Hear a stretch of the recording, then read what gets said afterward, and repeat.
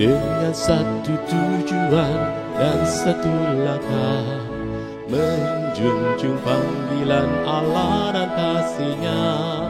Dengan doa dan karya, meski ada tantangan, jadi gereja misioner itu visi kami. Dengan langkah tegap, penuh dedikasi, iman yang teguh, hidup berserah padanya. Bimbingan Roh Kudus dan tuntunan firman-Nya, berbaris utuh, bersatu teguh, terpujilah Tuhan. GPT Kristus Alfa Omega Ngasem, bersatu bersama bergandengan tangan, mewujudkan visi melalui misi, menjangkau dan memuridkan dan juga mengutus. Dengan langkah tegap, penuh dedikasi, iman yang teguh, hidup berserah padanya. Bimbingan Roh Kudus dan tuntunan firman-Nya, berbaris utuh, bersatu teguh, terpujilah Tuhan. Bersekutu dalam ibadah dan pengajaran, bertumbuh dalam kualitas dan kuantitas, berbagi dalam kasih persaudaraan. Itulah filosofi pelayanan kami.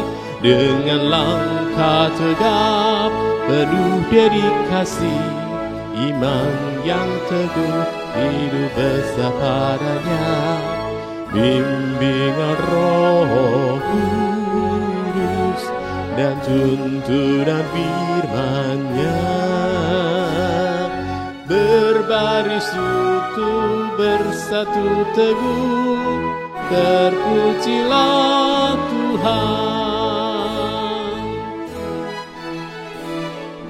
Beranda artinya bertumbuh bersama Anda, kelompokan kecil yang penuh semangat, saling berbagi hidup, mengalami kuasa-Nya, rindu menjadi berkat Tuhan dimuliakan. Dengan langkah tegap, penuh dedikasi, iman yang teguh, hidup bersama padanya.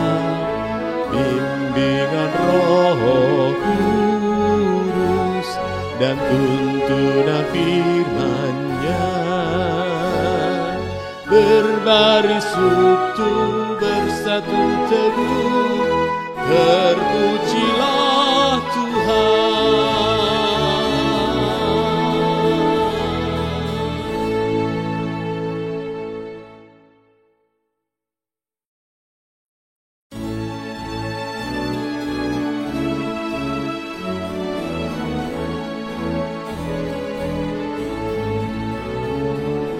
Dengan satu tujuan dan satu langkah, menjunjung panggilan Allah dan kasih-Nya. Dengan doa dan karya, meski ada tantangan, jadi gereja misioner itu visi kami. Dengan langkah tegap, penuh dedikasi, iman yang teguh, hidup berserah padanya. Bimbingan Roh Kudus dan tuntunan firman-Nya, berbaris utuh, bersatu teguh, terpujilah Tuhan. GPT Kristus Alfa Omega Ngasem, bersatu bersama bergandengan tangan, mewujudkan visi melalui misi, menjangkau dan memuridkan dan juga mengutus dengan langkah tegap penuh dedikasi, iman yang teguh, hidup besar padanya, bimbingan Roh Kudus dan tuntunan firman-Nya, berbaris utuh bersatu teguh, terpujilah Tuhan. Bersekutu dalam ibadah dan pengajaran, bertumbuh dalam kualitas dan kuantitas, berbagi dalam kasih persaudaraan. Itulah filosofi pelayanan kami, dengan langkah tegap penuh dedikasi, iman yang teguh, hidup besar padanya, bimbingan Roh Kudus dan tuntunan firman-Nya, berbaris utuh bersatu teguh, terpujilah Tuhan.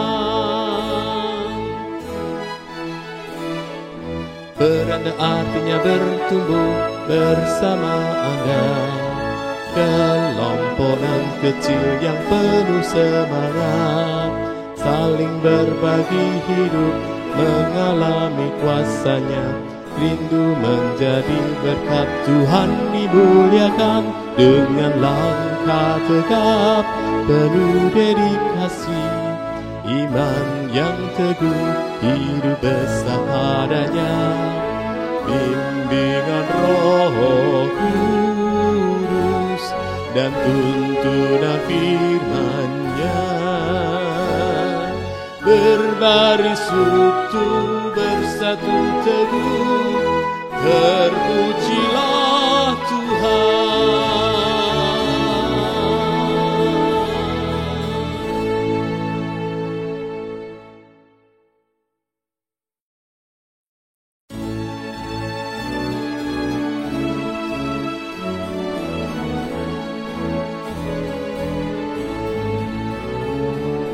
Dengan satu tujuan dan satu langkah, menjunjung panggilan Allah dan kasih-Nya, dengan doa dan karya meski ada tantangan, jadi gereja misioner itu visi kami, dengan langkah tegap penuh dedikasi, iman yang teguh, hidup berserah padanya, bimbingan Roh Kudus dan tuntunan firman-Nya, berbaris utuh bersatu teguh, terpujilah Tuhan. GPT Kristus Alfa Omega Nation, bersatu bersama bergandengan tangan, mewujudkan visi melalui misi, menjangkau dan memuridkan dan juga mengutus dengan langkah tegap penuh dedikasi, iman yang teguh, hidup besar padanya, bimbingan Roh Kudus dan tuntunan firman-Nya, berbaris utuh bersatu teguh, terpujilah Tuhan. Bersekutu dalam ibadah dan pengajaran, bertumbuh dalam kualitas dan kuantitas, berbagi dalam kasih persaudaraan. Itulah filosofi pelayanan kami, dengan langkah tegap penuh dedikasi, iman yang teguh, hidup besar padanya, bimbingan Roh Kudus dan tuntunan firman-Nya. Berbaris utuh bersatu teguh, terpujilah Tuhan. Beranda artinya bertumbuh bersama Anda, kelompokan kecil yang penuh semangat, saling berbagi hidup, mengalami kuasa-Nya, rindu menjadi berkat. Tuhan dimuliakan dengan langkah tegap, penuh dedikasi, iman yang teguh, hidup besar padanya. Bimbingan Roh Kudus dan tuntunan firman-Nya. Berbaris utuh bersatu teguh, terpujilah Tuhan.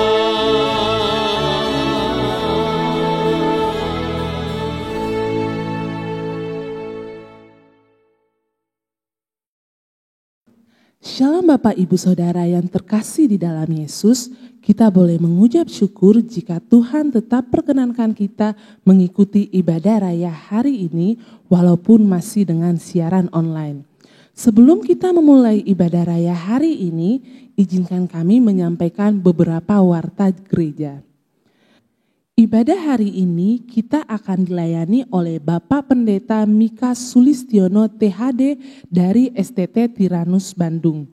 Untuk itu kami atas nama pengurus dan jemaat GBT KO Ngesrep mengucapkan terima kasih kepada Bapak Pendeta Mika yang telah berkenan menyampaikan firman Tuhan hari ini. Tuhan Yesus selalu memberkati keluarga, pekerjaan dan pelayanan Bapak. Selanjutnya, mari kita mendukung pekerjaan Tuhan melalui persembahan kita. Pemberian terbaik bagi pelayanan dan pembangunan jemaat adalah pemberian yang dilandasi keterbukaan dan tanpa paksaan. Tuhan tidak melihat besar kecilnya persembahan, melainkan motivasi dan ketulusan hati kita dalam memberi.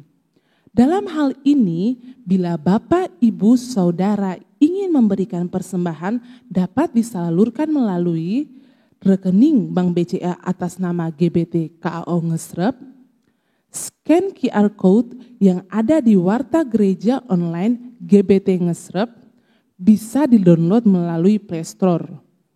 Ada 3 QR Code persembahan, yaitu kantong biru, persembahan umum, kolekte, kantong merah, persembahan pembangunan, dan kantong kuning, persembahan perpuluhan. Persembahan dapat dimasukkan ke kotak persembahan di gereja setiap hari pada jam kerja. Bisa menggunakan amplop bebas atau amplop persembahan yang sudah disediakan di gereja. Terima kasih. Selanjutnya, program sekolah minggu. Bagi anak-anak sekolah minggu bisa diarahkan untuk mengikuti program Superbook secara live streaming melalui channel YouTube Superbook Indonesia setiap hari Minggu pukul 6.45 waktu Indonesia Barat. Selanjutnya untuk teens atau prateens, bagi remaja bisa diarahkan untuk mengikuti ibadah online teens atau prateens melalui Zoom setiap hari Minggu pukul 11 waktu Indonesia Barat. Untuk selanjutnya, perjamuan kudus akan dilaksanakan pada ibadah raya Minggu 2 Agustus 2020. Jemaat bisa mengambil roti dan anggur perjamuan di gereja. Mulai hari Senin pada tanggal 27 Juli 2020 sampai Sabtu 1 Agustus 2020 selama jam kerja pukul 8 sampai jam 4 sore. Bagi jemaat sepuh, roti dan anggur akan kami antar ke rumah masing-masing. Bila ada kesulitan untuk mengambil ke gereja, jemaat bisa gunakan roti tawar atau roti kabin dan minumannya cola atau yang lainnya. Jika ada perubahan jam ibadah, akan kami informasikan lewat media online gereja, baik itu WhatsApp, grup, web, Facebook, aplikasi Warta Gereja, dan Instagram. Selanjutnya kami mengucapkan selamat berulang tahun bagi Bapak, Ibu, saudara-saudari yang berulang tahun dalam seminggu ke depan. Rahmat dan damai sejahtera dan kasih kiranya melimpahi Bapak, Ibu, saudara-saudari. Demikian pengumuman gereja untuk seminggu ke depan. Selamat beribadah, Tuhan Yesus memberkati. Shalom, saudara-saudara sekalian. Mungkin dari Bapak Ibu Saudara ada yang terheran-heran. Loh, ini yang lagi ngomong siapa ini? Jadi saya punya pantun buat Bapak Ibu Saudara. Jalan-jalan beli soto, perkenalkan nama saya Rio. Jadi nama lengkap saya Rio Setiawan. Saya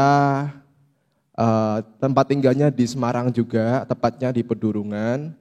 Saya adalah mahasiswa praktek setahun dari STT Saat. Jadi selama setahun ke depan saya akan melayani Bapak Ibu Saudara.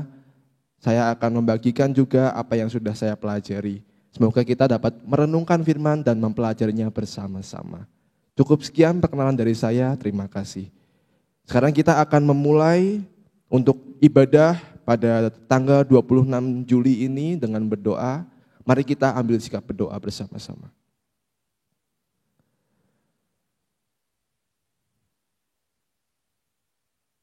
Bapa kami dalam surga, kami bersyukur jika di tengah kondisi seperti ini, Tuhan sediakan teknologi untuk kami, Tuhan tetap boleh beribadah. Kami mengucap syukur untuk anugerah panggilan yang Tuhan berikan pada setiap kami, sehingga Tuhan kami boleh diperkenan untuk masuk dalam mezbah-Mu Tuhan. Saat ini kami akan memuji Engkau, kami akan meninggikan nama-Mu, dan juga kami akan mendengarkan firman melalui hamba yang Tuhan sudah pilih. Biarlah melalui serangkaian ibadah ini Tuhan, kami boleh bertumbuh, kami Tuhan boleh untuk semakin didewasakan imannya dalam kondisi seperti ini. Terima kasih, di dalam nama Tuhan Yesus kami sudah berdoa dan juga mengucap syukur. Amin. Shalom Bapak Ibu Saudara, saat ini kita mau siapkan hati kita mau datang ke hadapan Tuhan, kita mau bawa setiap penyembahan kita, pujian kita yang terbaik kepada Tuhan.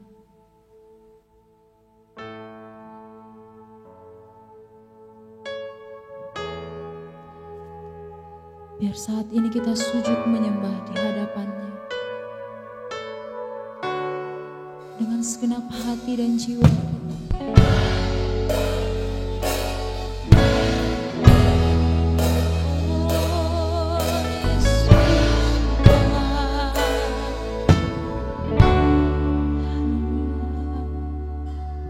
Masuk hadirat-Mu Tuhan dengan korban pujian. Masuk hadirat-Mu Tuhan, berhiaskan kekudusan.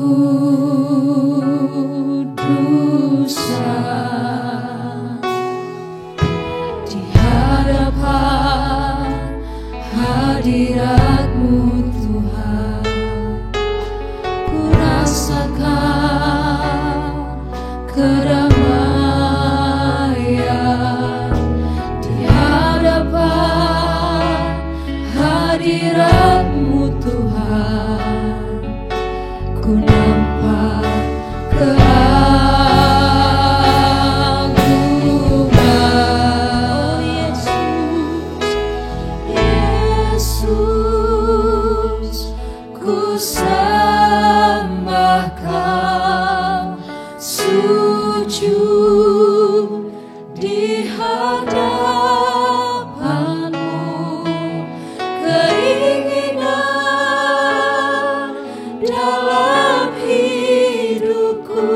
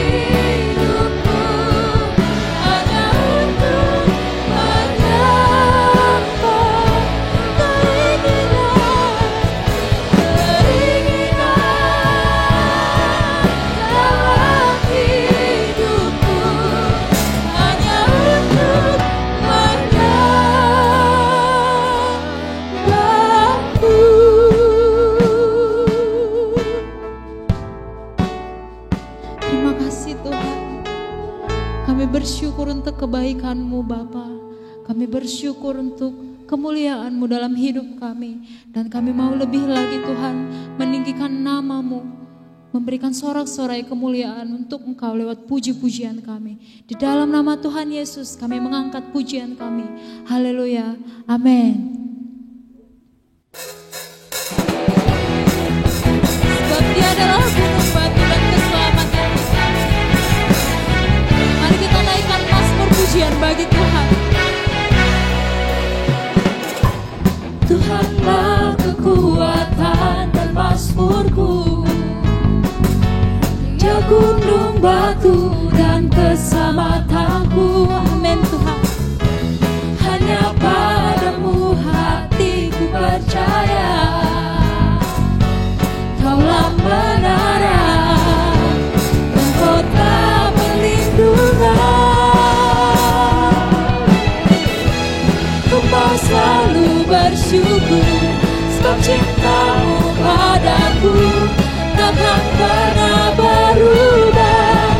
Hatiku percaya, walau bumi bergoncang, gunung-gunung beranjak, namun kasih setia-Mu tak pergi dariku.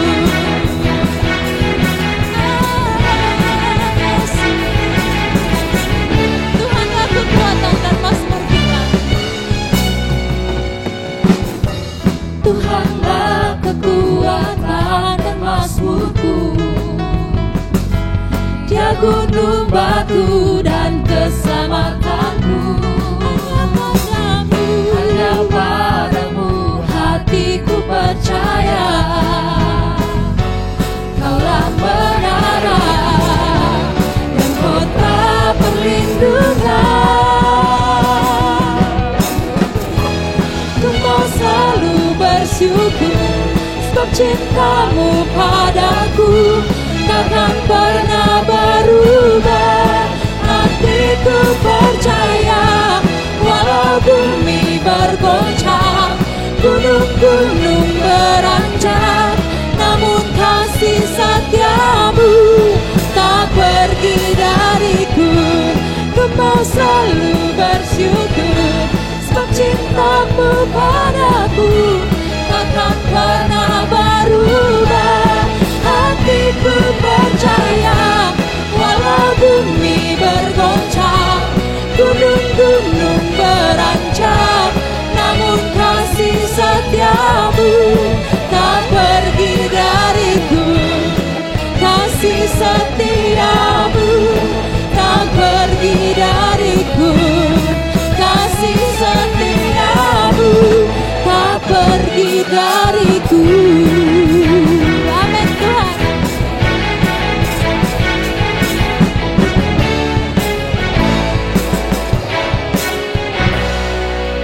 Haleluya. Kemuliaan bagi nama Tuhan di tempat yang maha tinggi. Kita bersyukur untuk kebaikan Tuhan, untuk kemuliaannya dalam hidup kita. Walau saat-saat ini kita mungkin dalam masa-masa sulit, Bapak, Ibu, Saudara, maupun saya sedang menunggu apa yang Tuhan mau kerjakan dalam hidup kita lewat keadaan saat-saat ini. Tapi kita mau percaya firman Tuhan ya dan amin. Dalam 1 Petrus 5 ayat 7, firman Tuhan berkata, serahkanlah kekhawatiranmu kepadanya, sebab ia memelihara kamu. Mari lewat pujian ini Bapak Ibu, kita mau naikkan iman percaya kita kepada Tuhan. Sebab Dia baik, sungguh baik. Haleluya Tuhan. Terima kasih Yesus. Saat ku tak melihat jalanmu, saat ku tak mengerti rencanamu, namun tetap ku pegang janjimu.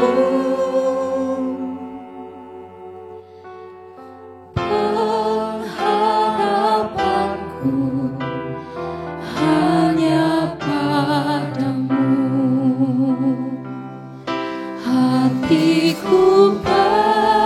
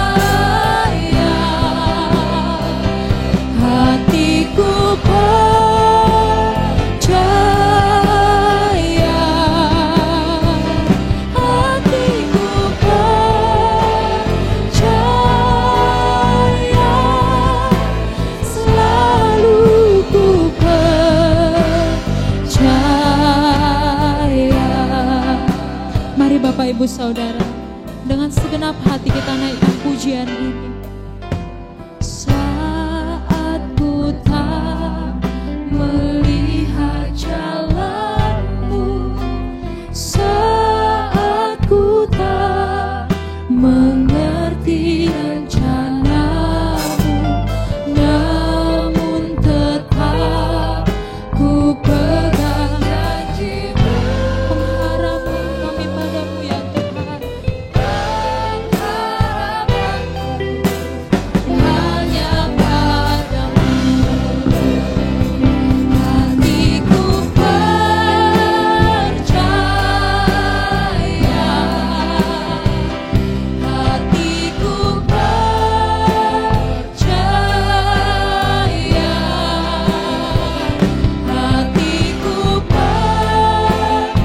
percaya, selalu ku percaya, dan hatiku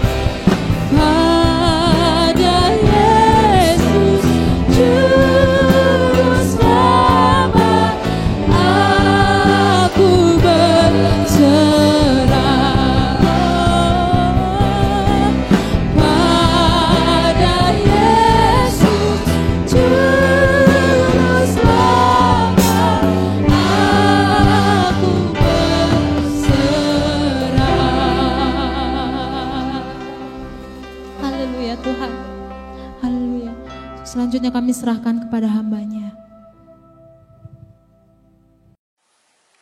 Oh, shalom saudaraku, jemaat yang dikasih Tuhan, jemaat GPT Ngeslep di Semarang. Barangkali ini kali kedua, walaupun jauh-jauh waktu yang lalu saya sudah berkesempatan untuk melayani di tempat ini. Terima kasih kepada hamba-Nya, Bapak Gembala, Bapak Henoch, Dr. Henoch, Edi Haryanto.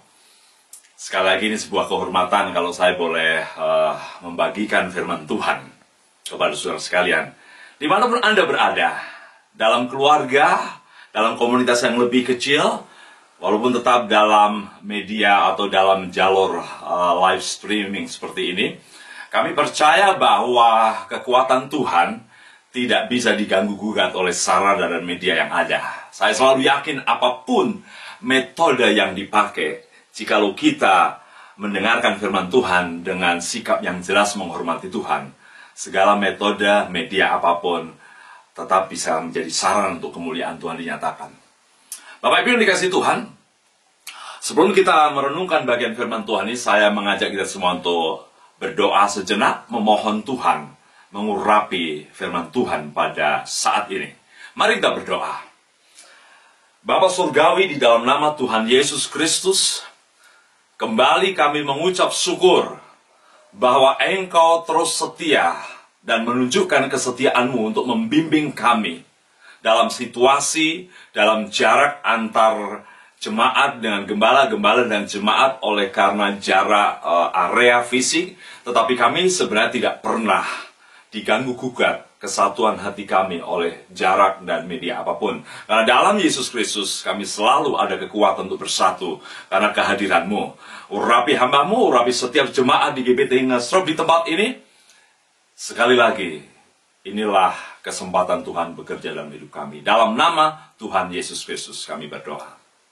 Amin.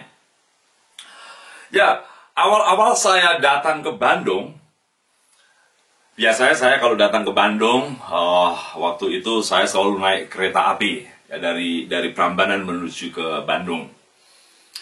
Dan kemudian pulang juga seperti itu, dari Bandung ke Prambanan naik kereta. Nah, suatu ketika, pada waktu saya kembali ke Prambanan, saya di depan peron kereta api itu saya duduk, dan kemudian ada di samping saya seorang yang punya background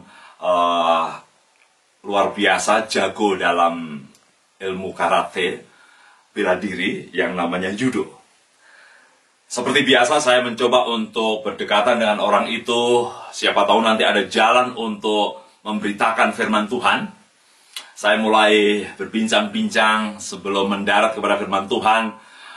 Singkat ceritanya, saya sampai pada sebuah pertanyaan yang akan menjadi jembatan untuk dia mengenal Yesus.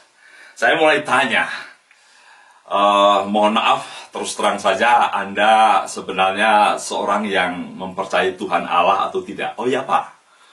Dan singkat ceritanya, langsung ketahuan dia bahwa dia adalah orang yang mengaku percaya Kristus juga. Tetapi dalam tanda kutip, saya tidak harus mengejar percaya seperti apa, tapi dalam setiap forum saya selalu akan mengecek kepercayaan itu sejati atau tidak melalui pemberitaan Injil itu. Dan belum sampai lebih dalam dan lebih detail tentang kekristenan dan kepercayaan pada Kristus, tiba-tiba dia bilang begini, Pak maaf, kita tidak harus berbicara masalah keyakinan. Karena saya takut ketika saya berbicara masalah keyakinan, maka hidup saya mulai terikat. Saya tidak bebas. Saya seperti hidup dalam belenggu. Karena saya memikirkan aturan-aturan yang membuat hidup saya tidak bebas. Yang membuat saya takut dengan semua ancaman hukuman Tuhan. Karena hidup saya belum layak. Saya bilang, loh, sebaliknya kalau kamu mengenal Tuhan dengan benar, justru hidupmu akan mengalami kebebasan. Karena firman Tuhan berkata, kebenaran itu akan membebaskan kamu. Saya bilang begitu, tapi singkat ceritanya dia mencoba menghindar. Saudaraku yang dikasihi Tuhan, dialog yang saya sebut sebagai jembatan ini, berbicara tentang persoalan hidup bebas nggak bebas. Beda perspektif. Bagi dia, bebas itu kalau tidak terbelenggu oleh aturan-aturan agama. Bagi saya, yang bebas, yang mengalami kelegaan kemerdekaan adalah orang yang menikmati kebenaran, hidup dalam kebenaran, apalagi mengalami kebenaran dalam Yesus. Dia pasti mengalami kemerdekaan sejati. Tema renungan saya pada saat ini adalah menikmati kemerdekaan dan kelegaan sejati.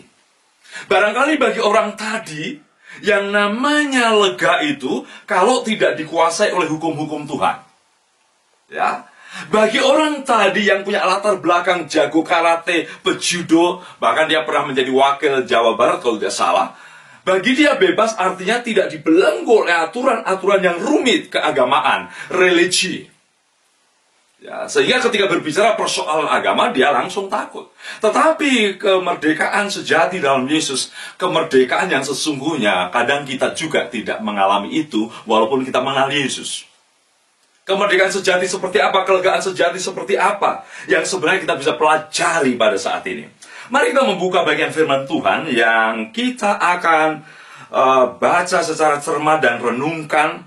Saya berharap sembari saudara membaca, dalam hati saya membacakan kepada saudara perlahan-lahan dituntun oleh Roh Allah untuk mengerti betapa luar biasa perikop ini. Lukas pasal 17 ayat 11 sampai 19. Demikian bunyi firman Tuhan. Lukas pasal 17 ayat 11 sampai 19. Dalam perjalanannya ke Yerusalem, Yesus menyusur perbatasan Samaria dan Galilea. Ketika ia memasuki suatu desa, datanglah 10 orang kusta menemui dia.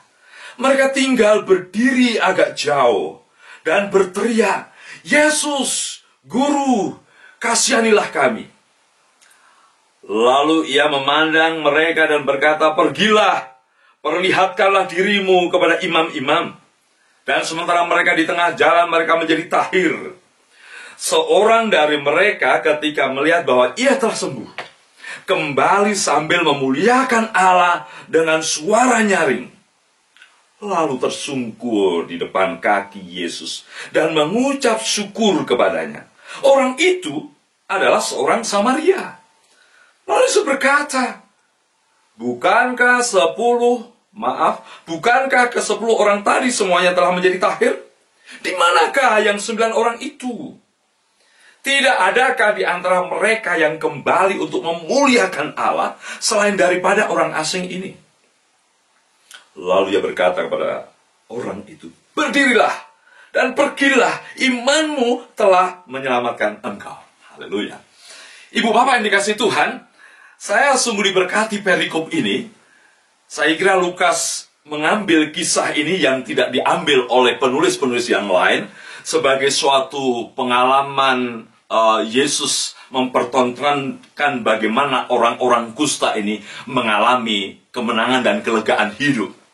Ibu bapak yang dikasih Tuhan, saya kira kita cukup tahu, barangkali ini sudah menjadi pengetahuan umum bahwa orang-orang Samaria dalam banyak kasus kisah Yesus selalu menjadi kisah-kisah yang saya sebut sebagai orang-orang yang dijadikan teladan Yesus, yang tidak masuk hitungan, yang dibenci oleh orang Yahudi karena sudah dianggap kafir. Mereka menyembah di Gunung Gerizim, mereka memisahkan diri dari berbagai tambahan buku perjanjian lama. Mereka percaya Torah, mereka percaya hukum Taurat, tetapi mereka tidak menerima Talmud, tidak menerima Mishnah, tidak menerima kitab-kitab lain di luar kitab perjanjian lama itu. Intinya bahwa orang Samaria ini seringkali dijadikan contoh tentang orang-orang yang tidak diduga. Yang sesungguhnya mungkin bagi orang Yahudi tidak akan menyambut Mesias, tidak akan menyambut Yesus. Dan mereka orang yang layak dibenci kalau sudah jauh, radiusnya jauh dari Yerusalem, tempat suci itu. Tapi tidak disangka, seringkali peristiwa-peristiwa berkaitan dengan orang Samaria menjadi catatan yang sebenarnya pukulan keras bagi orang Yahudi. Namun mungkin saya tidak akan fokus pada maksud atau pada bagian ini, ya. Tapi jelas bahwa Lukas mengambil kisah ini tidak seperti penulis yang lain karena ada satu pengalaman. Barangkali sebagai seorang dokter, Lukas memberitahukan tentang Yesus ini juga punya belas kasihan. Dia tidak memandang background, tidak memandang pertentangan, tetapi Yesus adalah pribadi yang punya kepedulian atas orang yang mengalami penderitaan, termasuk penyakit yang sesungguhnya najis.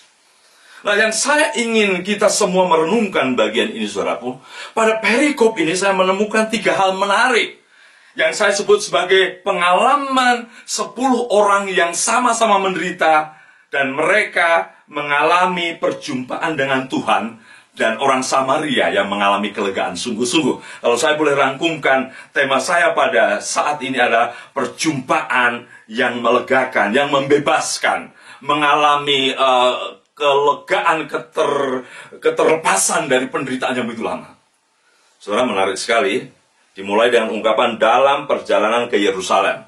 Saya sangat yakin bahwa Yesus sedang mulai siap konsentrasi menuju Yerusalem, tempat di mana dia harus mati di kayu salib, memasuki pintu kemuliaannya. Dalam perjalanan itulah tepat ketika mau memasuki kawasan Galilea perbatasan dengan Samaria, ketemulah 10 orang yang saya sebut sebagai orang yang menderita, orang yang terbuang, orang yang tertekan, orang yang tidak bebas, orang yang termasuk sebagai the lost, yang terbuang, yang hidupnya dikuasai oleh ketidakjelasan akan masa depan, ketidakjelasan akan kekudusan, karena mereka adalah orang kusta.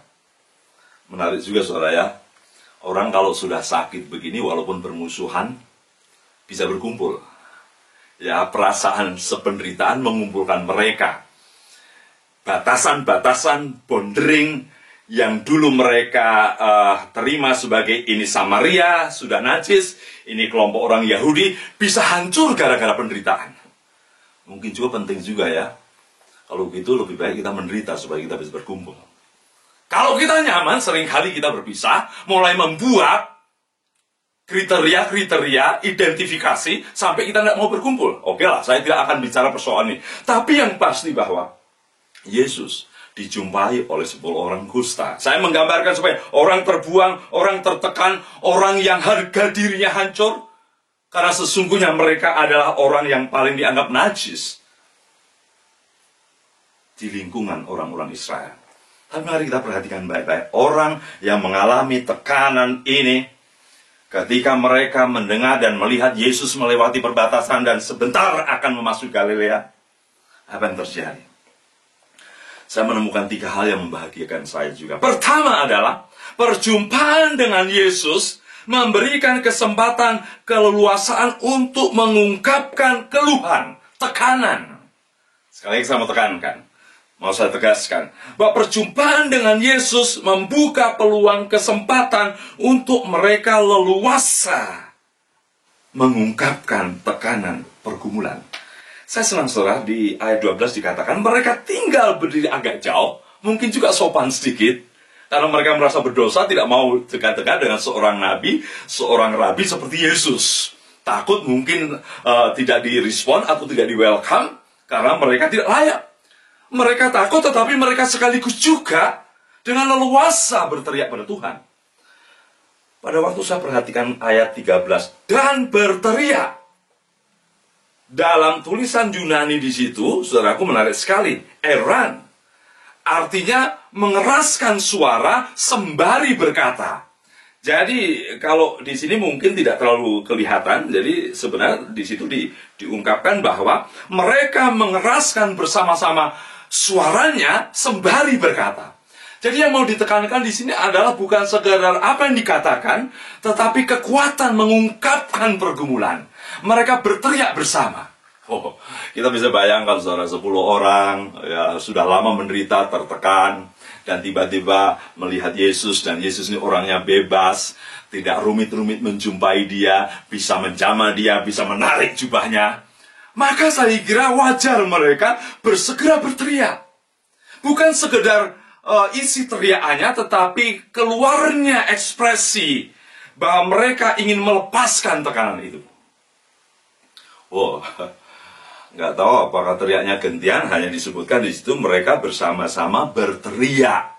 Di sini bukannya kerasnya, tetapi mengeras suara itu supaya Tuhan dengar. Barangkali mungkin juga berpikir dari jauh. Ini sebuah pelajaran yang bagus sekali, saudaraku. Perjumpaan dengan Yesus memungkinkan setiap orang tanpa takut, tanpa ragu, walaupun agak segan-segan, orang itu mengeluarkan pergumulannya. Orang itu mengeluarkan bebannya. Saya mau katakan, siapa sih orang yang merdeka sebenarnya? Siapa sih orang yang mengalami kelepasan sesungguhnya? Satu, berkaitan dengan bagian yang pertama tadi.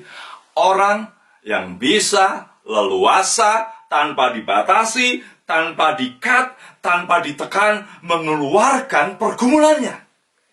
Jadi yang pertama yang saya kagum dari perikop ini, bahwa setiap orang yang berjumpa pada Yesus, selalu ada kesempatan untuk mengeluarkan unek-unek tekanan hidup tanpa takut. Lihat, Yesus tidak nampak di situ menekan, diam kau, nggak sopan, sudah berdosa lagi, teriak-teriak. Tidak. Yesus dengan lugas, dengan terbuka juga disambut ayat 14. Ketika dia memandang mereka, pergilah, perlihatan tidak ada deal-deal, tidak ada kerumitan. Ini yang pertama. Jadi setiap orang yang berjumpa dengan Yesus, seharusnya orang itu mengalami kelegaan karena orang itu berkesempatan leluasa mengeluarkan unek-unek tekanan hidupnya. Saudara dan saya juga punya hak yang sama. Perjumpaan dengan Yesus adalah kesempatan untuk mengeluarkan tekanan hidup saudara.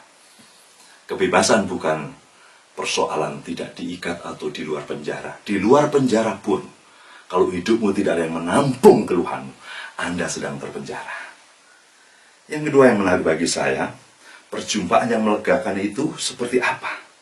Bukan hanya keleluasaan berteriak, mengungkap unek-unek, tekanan hidupnya, ya stresnya, depresinya. Tapi yang menarik bagi saya, perjumpaan yang melegakan itu perjumpaan yang membuat mereka sesungguhnya tidak harus terjerat dengan birokrasi rumitnya hukum Taurat. Saudara, menarik.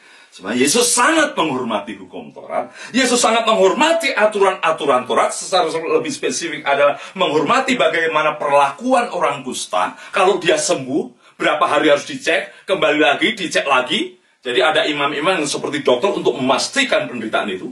Yesus hormati. Maka dia bilang, pergilah, perlihatkan dirimu kepada imam-imam. Artinya Yesus menghormati juga. Yesus orang yang tunduk kepada aturan hukum Taurat. Saudaraku, menarik. Wah, 10 orang kusta tadi ya semangat dia. Apapun yang diperintahkan karena imannya, karena keyakinan mereka pergi. Dan dikatakan di situ, ya, dan sementara mereka berjalan di tengah jalan, mereka menjadi tahir. Wah, luar biasa. Tahir, barangkali 10 orang itu, woi, saya sembuh. Saya menduga bahwa kesembuhan ini bukan sekedar, putih kustanya mulai naik, tapi mungkin langsung sama persis dengan kulitnya ya, karena sampai dijelaskan sembuh. Karena sebenarnya sembuh dalam konteks penyembuhan kusta itu harus bertahap ya. Apakah naik cekungan kulit itu, apakah putihnya sudah mulai berkurang. Saya kira bahwa pada waktu itu mereka langsung sembuh dan mereka kaget, wah sembuh saya juga sembuh, kita juga sembuh. Dan yang menarik bagi saya, ketika mereka berdebat, barangkali terjadi perdebatan, ayo kita terus. Karena tadi Yesus menyuruh kita ke imam-imam, ayo kita ke sana. Tapi perhatikan baik-baik orang Samaria ini. Agaknya dia melawan arus. Maaf, saya akan kembali kepada Yesus yang menyembuhkan kita tadi. Saya mau ke sana. Oh, enggak bisa kita ke sana. Kita semua ke sana. Oh enggak, saya mau ke sana dulu, kepada Yesus dulu yang bicara dengan kita dulu. Bolehlah mungkin begitu ya. Nanti kita bisa ke sana. Oh enggak, kita semua bersaudara ke sana. Masa kamu ke sana? Luar biasa. Orang Samaria ini berani untuk tidak harus sama dengan 9 orang yang lain. Artinya, orang Samaria ini yang dia pikirkan adalah bagaimana bersegera berjumpa dengan Yesus karena dia yang memberikan kelegaan. Sementara yang mereka ikutin dulu aturan-aturan. Apa yang saya renungkan di sini? Yang mengagumkan Yesus pun bilang, ya, saya perhatikan baik-baik. Bukankah ke-10 orang tadi semuanya telah menjadi tahir? Di mana yang 9? Loh, gimana sih Tuhan? Kan Tuhan yang suruh. Bisa saja yang 10 tadi melawan. Loh, kamu yang suruh, seandainya sempat ngomong. Tapi saya kira Tuhan juga tidak berarti akan melabrak aturan imam-imam. Tetapi Yesus mau memberikan test case bahwa orang yang memuliakan Tuhan langsung spontan jauh lebih berarti daripada sekedar mungkin ikutin aturan, kehilangan hadirat Tuhan, kehilangan relasi dengan Tuhan. Tapi intinya pertama, apa itu kelegaan ketika berjumpa Yesus? Ketika saudara dan saya, ketika orang Samaria tidak harus rumit-rumit mengikuti aturan yang begitu detail. Ya, nanti ketemu imam. Harus beberapa hari sampai dinyatakan kamu tahir dan kamu boleh bergaul dalam masyarakat. Tidak mudah, saudara. Jadi kelegaan berarti orang yang mengalami keadaan tidak tertekan oleh aturan yang rumit. Saudara, saya kira kita harus jujur. Orang Israel pasti banyak yang frustrasi karena aturan-aturan makin rumit. Pada zaman Yesus dari 613 kalau tidak salah tepatnya, menjadi 3000-an aturan. Ya. Tidak hanya orang nggak boleh hari Sabat pergi ke bait Allah. Dia tambah. Oh maaf, saya mungkin terbalik. Tidak boleh hari Sabat bekerja, minta maaf. Tidak boleh hari Sabat bekerja, tidak hanya bilang begitu. Bekerja kayak apa yang nggak boleh. Ngangkat batu pasti nggak boleh. Ngangkat jubah, boleh atau enggak? Ditimbang jubahnya. Kalau mengganggu nggak boleh. Boleh nggak bawa roti? Dicek dulu. Membebani enggak? Kalau rotinya roti basah terlalu berat, mungkin ditegur, kamu kok begitu? Lihat. Dalam Pengalaman Markus pasal 3, pasal 2, muridnya mengambil bulir gandum saja, sudah ditegur. Kamu bekerja. Betapa rumitnya, saudara. 3000-an hal yang harus ditaati. Jadi orang-orang Israel mengalami tekanan yang begitu berat harus mengikuti aturan-aturan itu. Tapi Yesus memberikan anugerah, memberikan kemerdekaan. Jadi kemerdekaan yang sejati adalah, kelegaan yang sejati adalah ketika saudara tidak ditekan oleh birokrasi. Tidak ditekan oleh kerumitan aturan, sementara Anda dan saya tidak mampu. Ya, kalau kita sudah tidak mampu, kemungkinan munafik. Tapi ketika kita tidak sanggup dan datang anugerah, kemungkinan kita akan lebih polos dan tulus.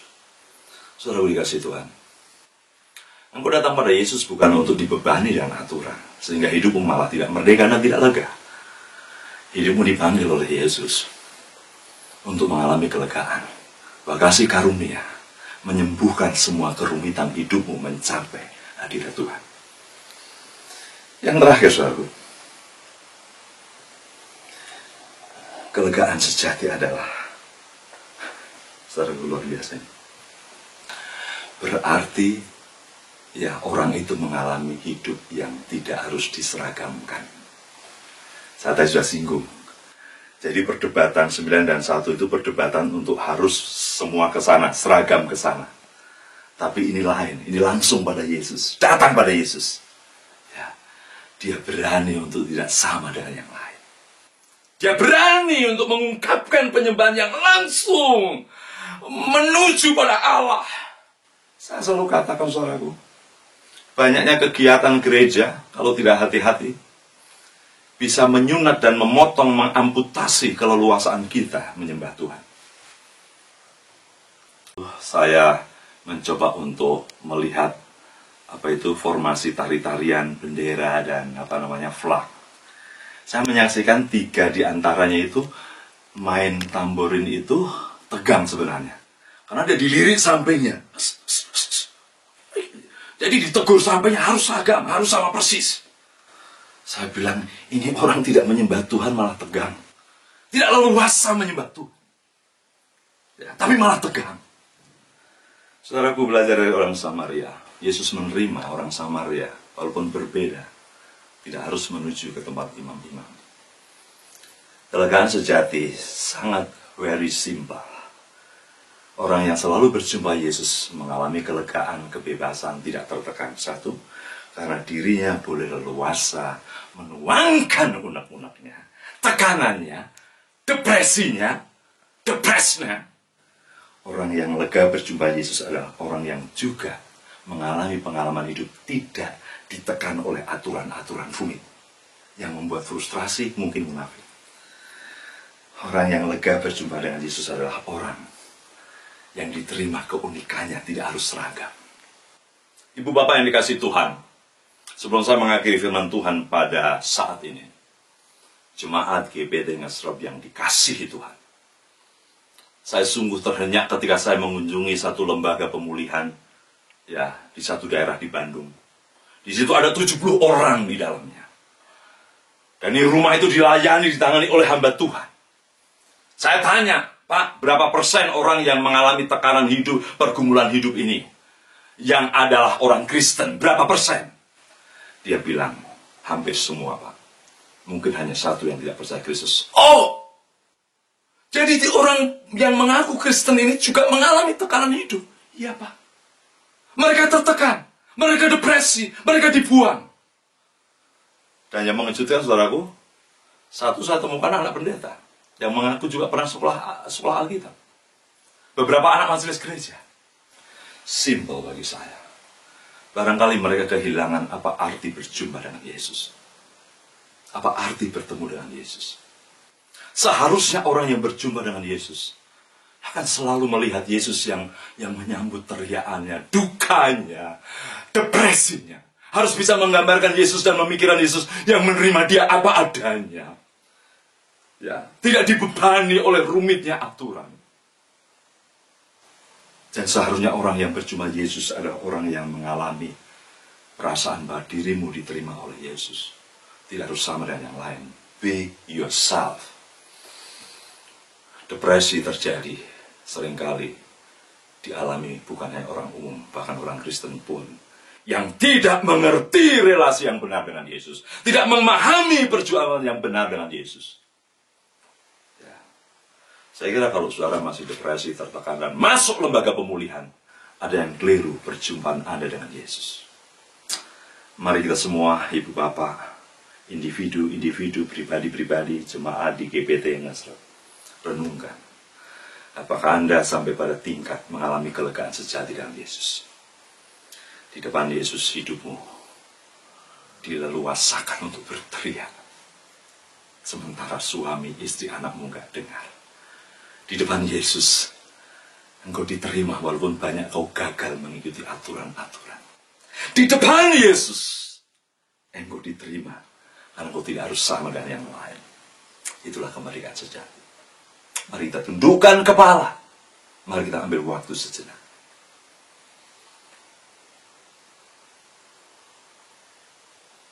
Lepaskan hatimu.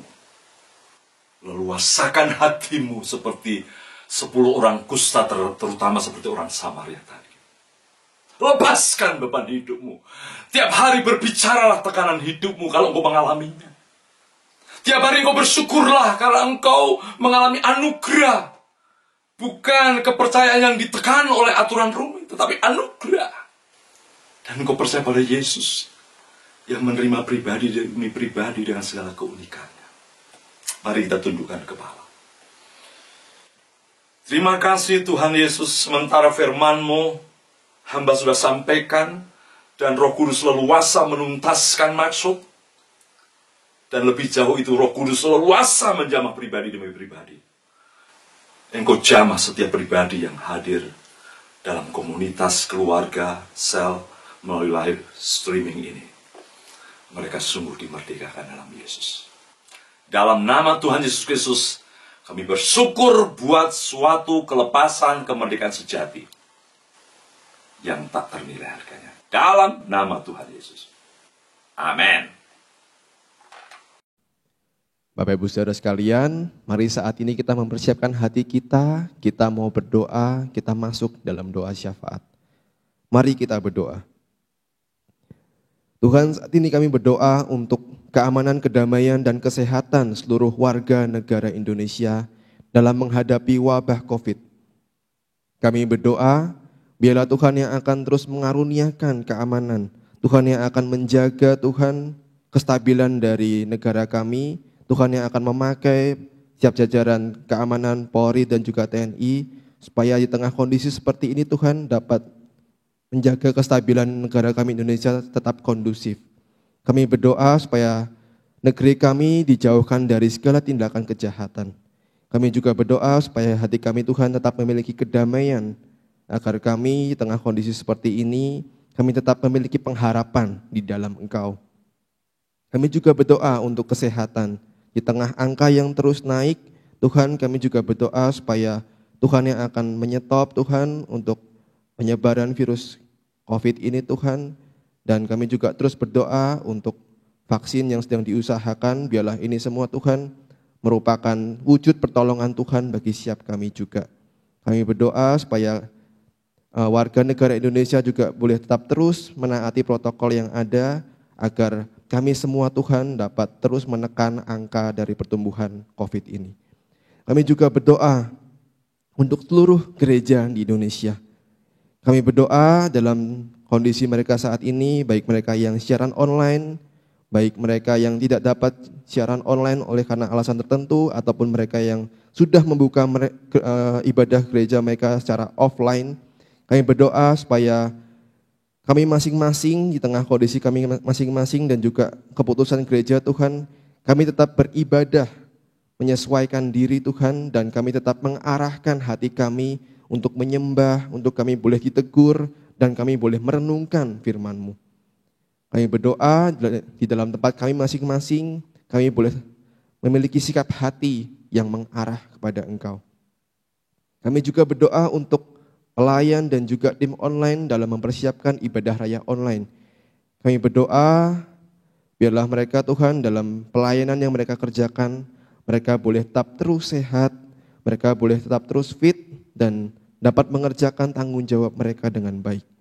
Kami berdoa untuk peralatan syuting yang dipakai, untuk listrik Tuhan, biarlah juga Tuhan yang akan memakai alat-alat ini supaya dapat melancarkan ibadah raya online ini.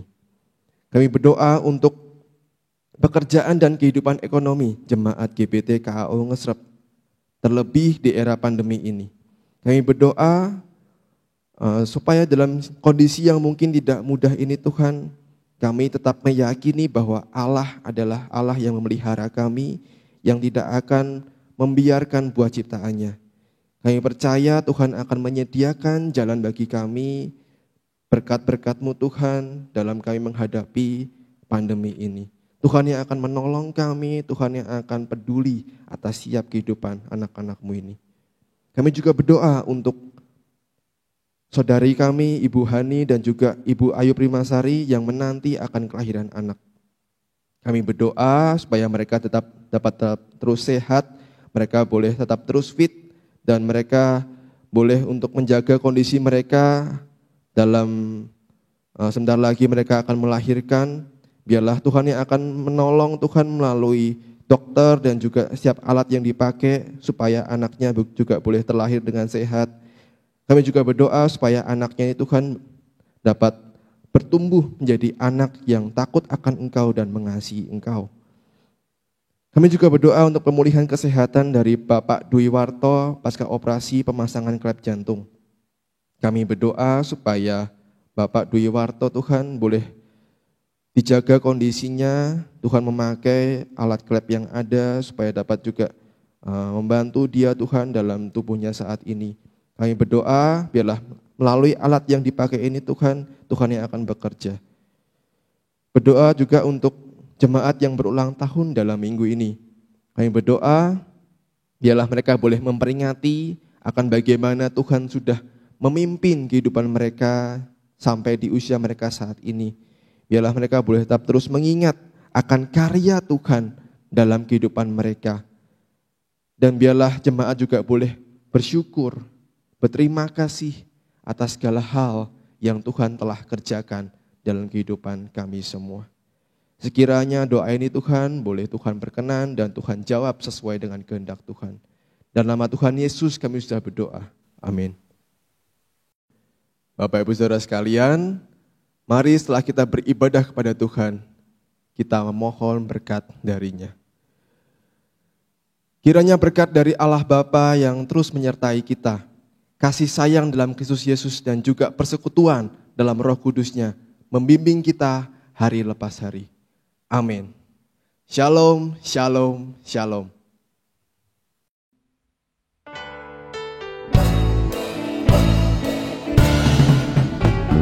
Shalom, shalom, damai Allah turun ke atasmu sekarang. Shalom, shalom, damai Allah sekarang dan selamanya. Seperti sungai yang mengalir lembut gemerci, seperti burung merpati damai surgawi. Shalom, shalom, diberkatilah kau sekarang. Berkat atas Bapa, Putra dan Roh Kudus. Amin.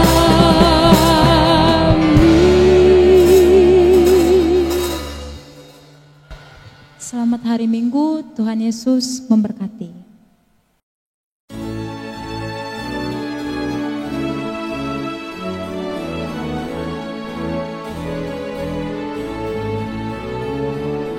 dengan satu tujuan dan satu langkah, menjunjung panggilan Allah dan kasih-Nya.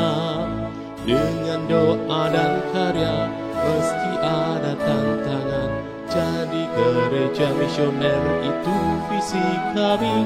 Dengan langkah tegap penuh dedikasi, iman yang teguh, hidup berserah padanya. Bimbingan Roh Kudus dan tuntunan firman-Nya, berbaris utuh bersatu teguh, terpujilah Tuhan. GPT Kristus Alfa Omega ngesel, bersatu bersama bergandengan tangan, mewujudkan visi melalui misi, menjangkau dan memuridkan dan juga mengutus. Dengan langkah tegap penuh dedikasi, iman yang teguh, hidup berserah padanya. Bimbingan Roh Kudus dan tuntunan firman-Nya, berbaris utuh bersatu teguh, terpujilah Tuhan. Bersekutu dalam ibadah dan pengajaran, bertumbuh dalam kualitas dan kuantitas, berbagi dalam kasih persaudaraan. Itulah filosofi pelayanan kami. Dengan langkah tegap penuh dedikasi, iman yang teguh, hidup besar padanya. Bimbingan Roh Kudus dan tuntunan firman-Nya, berbaris utuh bersatu teguh, terpujilah Tuhan. Beranda artinya bertumbuh bersama Anda, kelompokan kecil yang penuh semangat, saling berbagi hidup, mengalami kuasa-Nya, rindu menjadi berkat Tuhan dimuliakan. Dengan langkah tegap penuh dedikasi, iman yang teguh, hidup besar padanya. Bimbingan Roh Kudus dan tuntunan firman-Nya, berbaris utuh bersatu teguh, terpujilah